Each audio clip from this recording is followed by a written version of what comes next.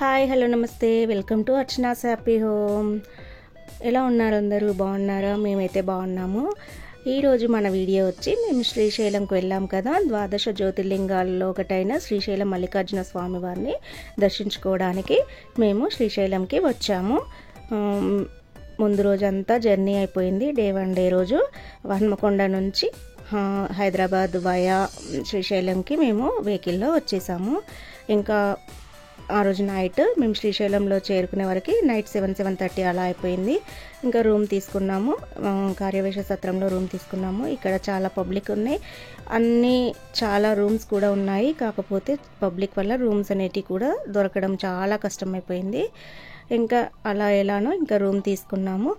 ఇంకా ఆ రోజు నైట్ అంతా మంచిగా పడుకొని ఇంకా ఎర్లీ మార్నింగే ఇంకా రెడీ అయిపోయాము. 3కి అలా లేచేసి ఇంకా మంచిగా ఫ్రెష్ స్నానాలన్నీ చేసేసి ఇంకా స్వామివారిని దర్శించుకుందామని చెప్పి బయలుదేరాము. మేము 5-5:30 కల్లా బయలుదేరాము. అప్పటికే చాలా లైన్ ఉందండి, టెంపుల్లో చాలా లైన్ అయిపోయిందనమాట. ఇంకా మేము స్పెషల్ దర్శనం చేసుకున్నాము. 300 రూపీస్ టికెట్ తీసుకొని చేసుకున్నాము. 500 రూపీస్ టికెట్స్ కూడా ఉంటాయి, 150 రూపీస్ టికెట్ కూడా ఉంటుంది. ఇంకా 150 రూపీస్ది 500 రూపీస్ది ఇంకా ఓపెన్ చేయలేదు మేము వెళ్ళేవరకు. ఇంకా 300 రూపీస్ టికెట్ తీసుకొని దర్శనం చేసుకున్నాము.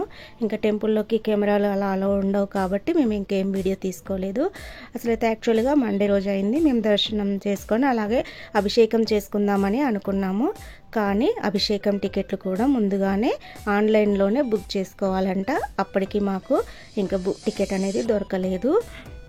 కనీసం స్పర్శ దర్శనానికైనా టికెట్ తీసుకుందాం అనుకున్నాము. ఇంకా ఆ టికెట్ కూడా మాకు అవైలబుల్గా లేకుండే.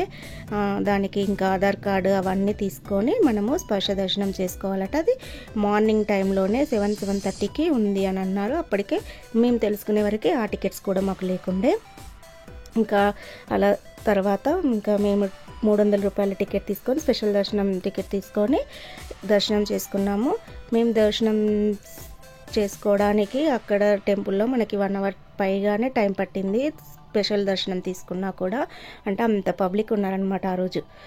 ఇంకా అక్కడ మనం ఆలయం లోపల చూడవలసినవి ఏంటంటే శ్రీశైలం మల్లికార్జున స్వామి వారు, అంటే మనకు ద్వాదశ జ్యోతిర్లింగాలలో ఒకటైన మల్లికార్జున స్వామి వారిని దర్శించుకున్న తర్వాత భ్రమరాంబదేవి ఆలయం ఉంటుంది పక్కన, అమ్మవారిని కూడా దర్శించుకోవాలి.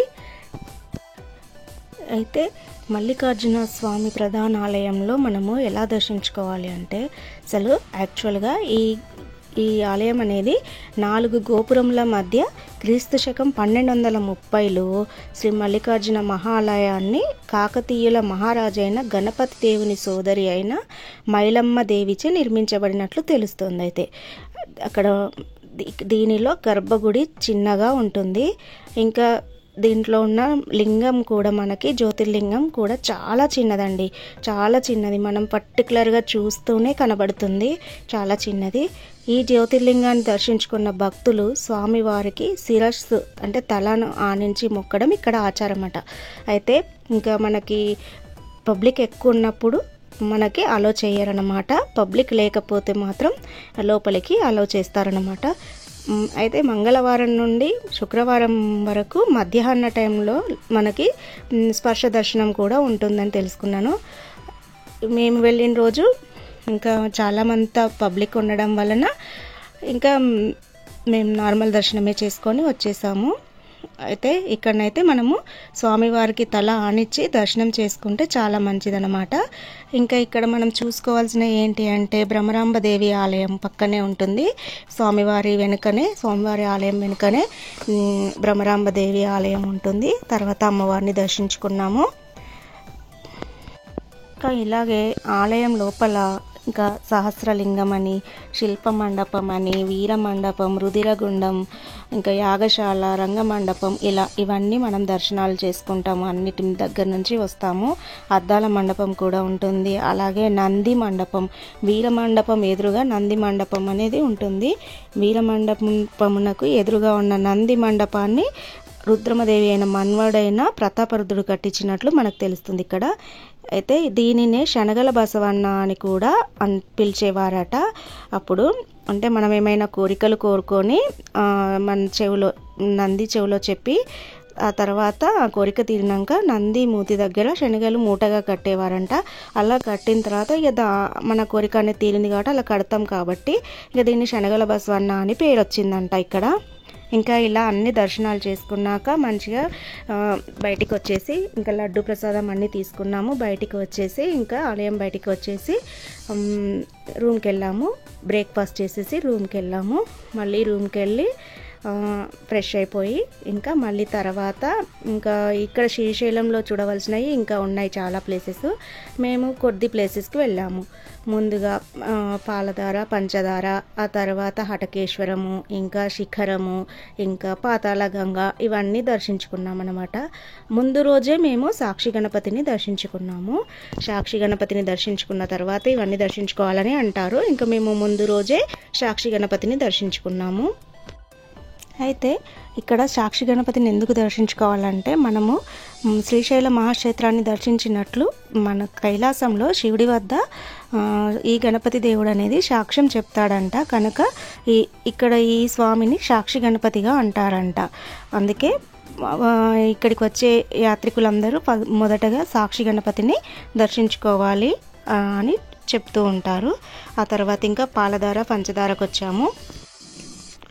పాలధార, పంచదార అనేది కూడా మనకి ఇక్కడ గుడికి దగ్గరలోనే ఉంటుంది. మనకి 3 కిలోమీటర్స్ దూరంలో ఉంటుంది. లోయ గల ప్రాంతమే ఇది. లోయలోనే ఉంటుంది.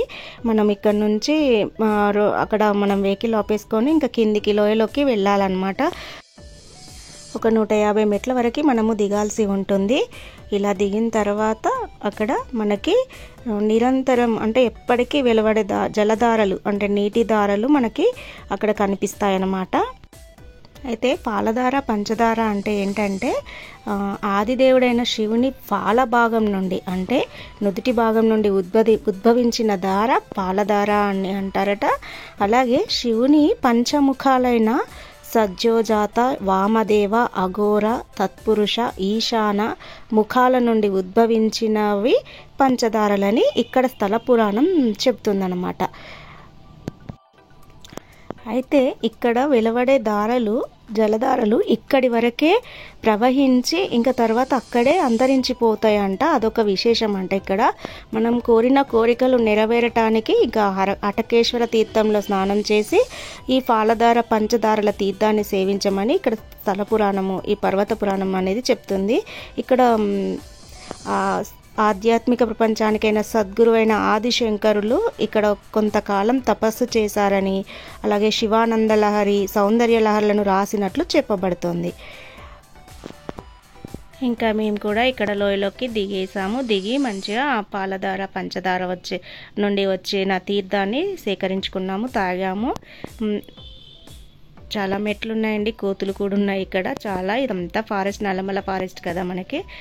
ఈ మెట్ల వైపుకు షాప్స్ కూడా ఉన్నాయి అన్నీ. ఇంకా ఇక్కడ మందులన్నీ అమ్ముతున్నారండి, ఆయుర్వేదిక్ సంబంధించిన మందులు, చెట్ల మందులు, ఇవన్నీ స్కిన్ ఎలర్జీకి, షుగరు, బీపీ ఇలాంటి వాటికి కూడా ఇక్కడ అన్నీ అమ్ముతున్నారు. ఇవే అండి పాలధార, పంచదార తీర్థము. ఇంకా తర్వాత ఇక్కడ దర్శనం అయిపోయిన తర్వాత మేము మళ్ళీ మెట్లు పైకి ఎక్కేసి మళ్ళీ హటకేశ్వరంకి వెళ్ళాము. అయితే ముందుగా హటకేశ్వరంకి వెళ్ళాలట, కానీ మాకు తెలియక ముందు ఇక్కడికి వచ్చాము. ఆ తర్వాత హటకేశ్వరంకి వెళ్ళాము.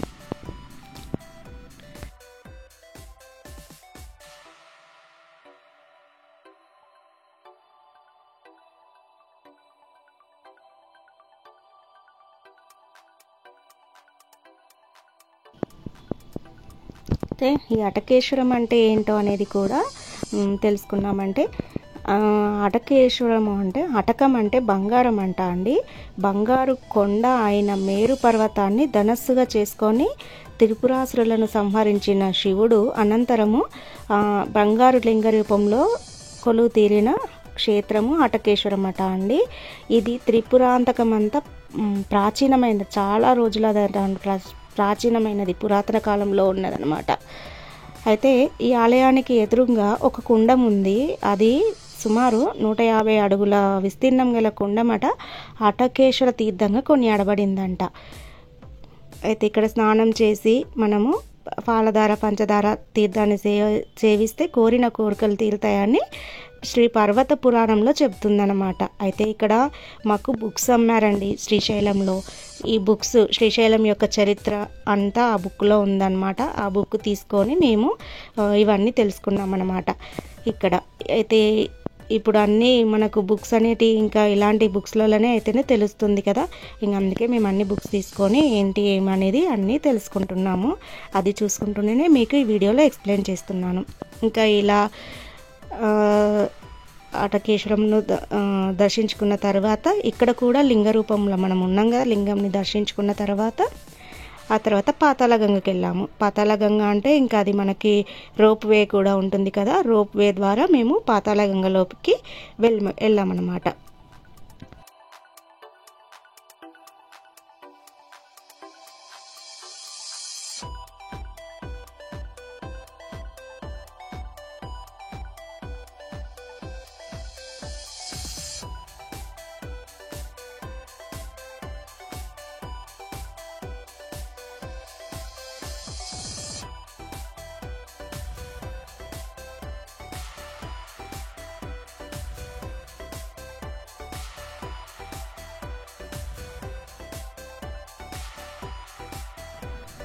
అయితే మన కొండ మీద ఎక్కడికి వెళ్ళాలనుకున్నా కూడా గుడి దగ్గర నుంచి అన్నీ 4 కిలోమీటర్స్ 8 కిలోమీటర్స్ దూరంలో ఉంటాయన్నమాట.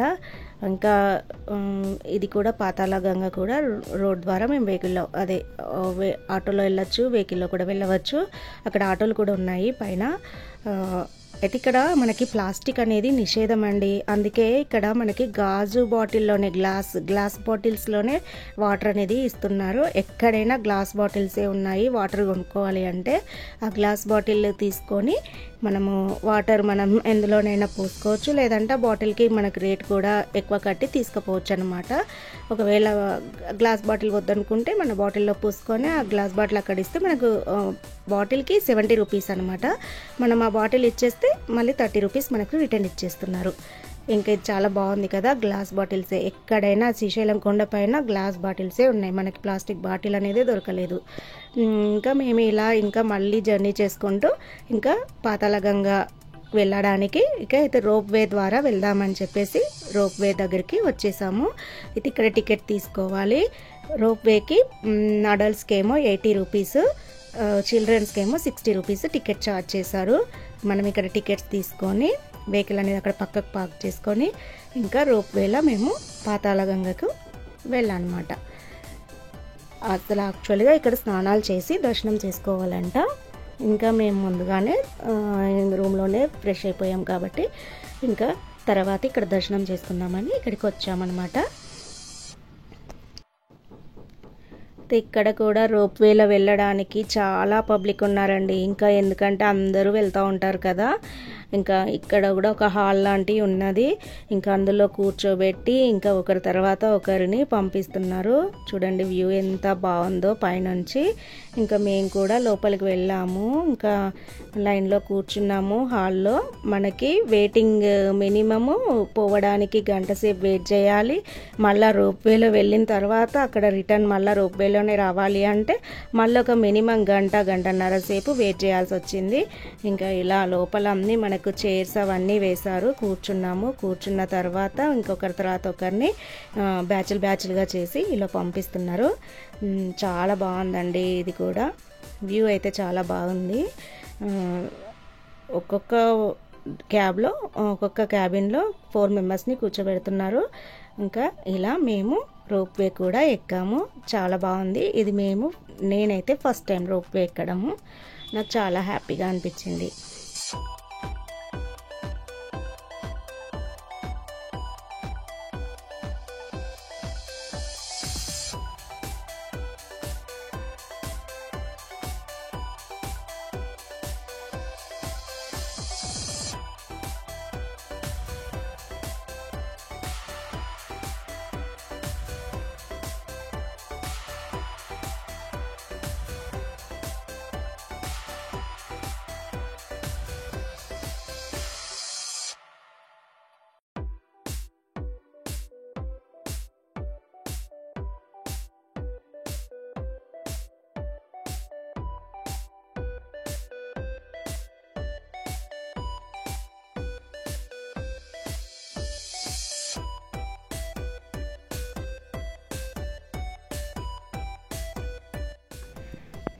ఇలా రోప్వేలో దిగాక కొండకి ఇటువైపు నుంచి అటువైపు దింపుతారు మనకి రోప్వేలో.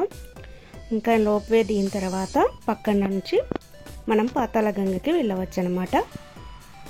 1 కిలోమీటర్ అంతా ఎక్కువనే ఉంటుంది. మనము పాతాళగంగలో దగ్గరికి వెళ్ళడానికి నడుచుకుంటూ వెళ్ళాలి. నడుచుకుంటూ వెళ్ళిన తర్వాత కూడా మళ్ళీ ఒక 300 దాకా మెట్లు ఉంటాయి అనుకుంటా అండి. చాలా మెట్లు ఉన్నాయి. ఎన్ని మెట్లు ఉన్నాయో మేము కౌంట్ చేయలేదు, కానీ చాలా మెట్లు ఉన్నాయి. ఇంకా మెట్లు దిగుకుంటూ వెళ్ళి అక్కడ స్నానాలు చేస్తారు. ఇక్కడ ప్రవహించేది మనకి కృష్ణానది కదా. కృష్ణానది ఒడ్డున మనకి ఇంకా దీపాలు వదలడము, స్నానాలు చేయడము అనేది ఇక్కడ చేస్తూ ఉంటారు. ఇవే అండి కనపడేటి మెట్లు. ఈ మెట్లన్నీ దిగుకుంటూ వెళ్ళి మేము కూడా దీపాలు వదిలినాము. ఆ తర్వాత పైకి వచ్చేసి మళ్ళీ మనము లైన్లో నిల్చొని మళ్ళీ ఒక హాల్ లాగా ఉంటుంది. మళ్ళీ వాళ్ళు బ్యాచెస్గా మళ్ళీ పంపిస్తారు. ఇక్కడ మాత్రం చాలా లేట్ అయింది రిటర్న్ వచ్చేటప్పుడు. మ్యాక్సిమం 2 hours దాకా టైం పట్టిందండి. ఆటోలో కూడా ఉంటాయి, ఆటోలు కూడా వెళ్ళవచ్చు. కాకపోతే వాళ్ళు ఛార్జ్ ఎక్కువ చేస్తున్నారు. ప్లస్ మళ్ళీ ఆటో మొత్తం ఫుల్ అయ్యాకనే తీసుకెళ్తారట. ఆ టైం ఈ టైం ఇంకా ఈక్వల్ అయిపోయిందనమాట. ఇంకా అందుకే మేము మళ్ళీ రిటర్న్ రోప్వేలోనే మళ్ళీ వెళ్ళాము. వెహికల్ దగ్గరికి వచ్చేసాం. మళ్ళీ ఇంకా ఈడంతా దర్శనం చేసుకొని ఇక్కడ దీపాలు వదిలి ఇంకా రోప్వేలైనా తిరిగి మళ్ళీ లంచ్ చేయడానికి వచ్చామన్నమాట. ఇంకా లంచ్ టైం అయిపోయింది అప్పటికే. ఇంకా లంచ్ చేయడానికి మళ్ళీ రూమ్ దగ్గరికి వచ్చేసాము. మా కార్యవేశ సత్రంలోనే భోజనాలు కూడా ఉంటాయి కదా, ఇంకా అక్కడే తినేసామన్నమాట. అన్నీ అక్కడక్కడే ఉన్నాయి, మనకు టెంపుల్కి చాలా దగ్గరలోనే ఉన్నాయన్నమాట.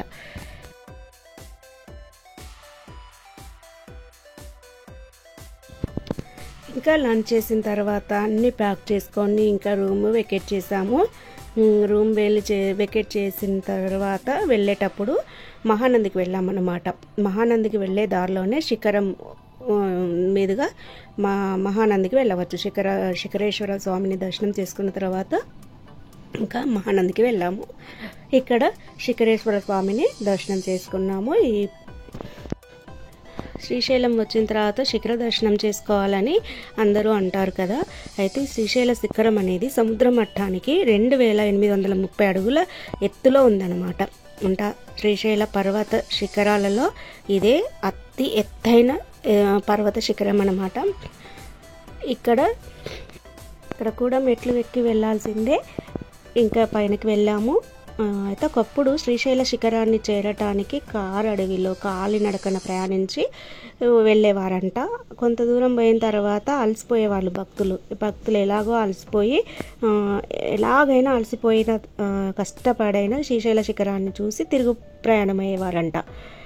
ఎంత దూరం నుంచైనా ఈ శిఖరాన్ని దర్శిస్తే గత జన్మల పాపం నశిస్తుందని అప్పుడు అనేవారంట.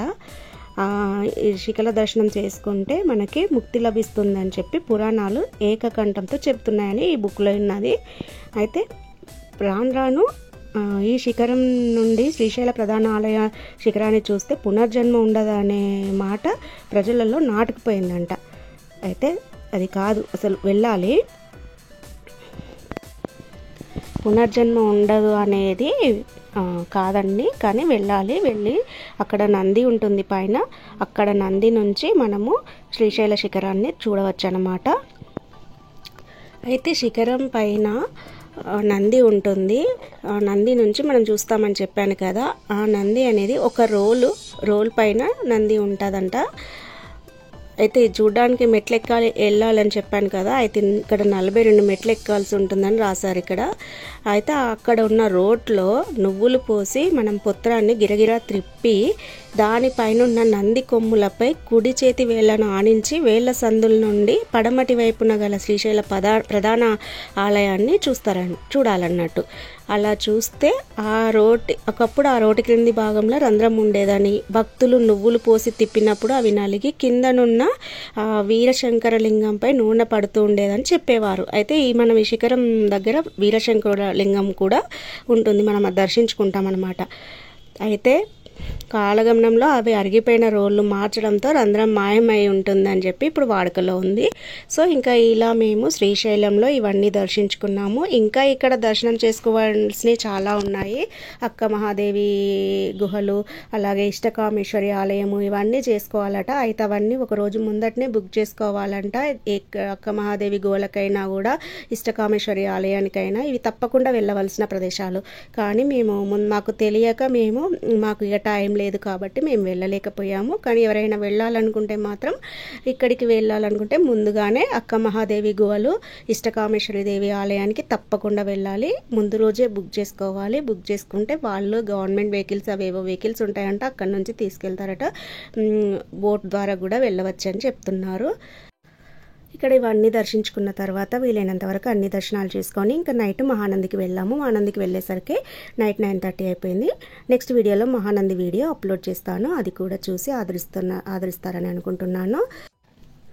ఈ వీడియో కనుక నచ్చినట్లయితే మన ఛానల్ని ఇంకా ఎవరైనా కొత్తగా చూస్తున్నట్లయితే సబ్స్క్రైబ్ చేయకపోతే సబ్స్క్రైబ్ చేసుకోండి ప్లీజ్. అలాగే మరొక మంచి వీడియోతో మళ్ళీ నెక్స్ట్ వీడియోలో కలుస్తాను. అంతవరకు బాయ్ ఫ్రెండ్స్.